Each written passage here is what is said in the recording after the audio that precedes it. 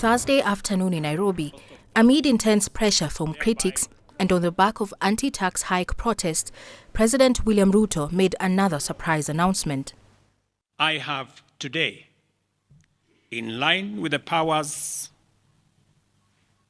given to me by Article 1521 and 1525B of the Constitution and Sections 12 of the Office of the Attorney General's Act, decided to dismiss with immediate effect all the Cabinet Secretaries and Attorney General of the Republic of Kenya, of the Cabinet of Kenya, except the Prime Cabinet Secretary and Cabinet Secretary for Foreign Affairs and Diaspora Affairs.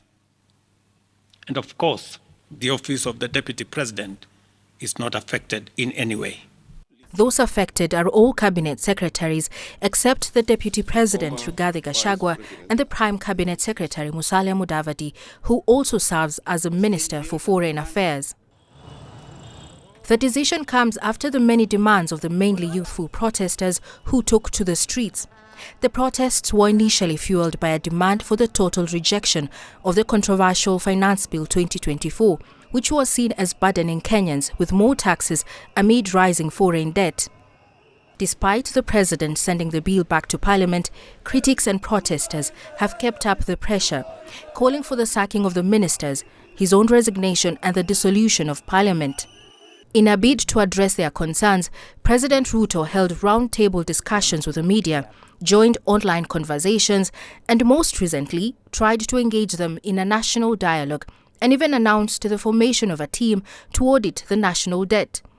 On Tuesday, he signed a bill to reconstitute the Electoral Commission, IEBC, which, if successful, could be a gateway to recall the members of Parliament.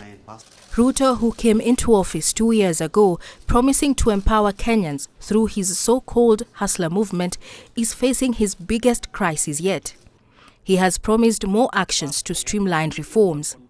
I will immediately engage in extensive consultations across different sectors and political formations and other Kenyans, both in public and private, with the aim of setting up a broad-based government that will assist me in accelerating and expediting the necessary, urgent, and irreversible implementation of the program that we have.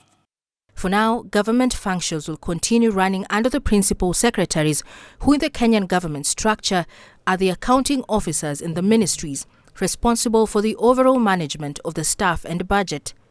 Caroline B., CGTN.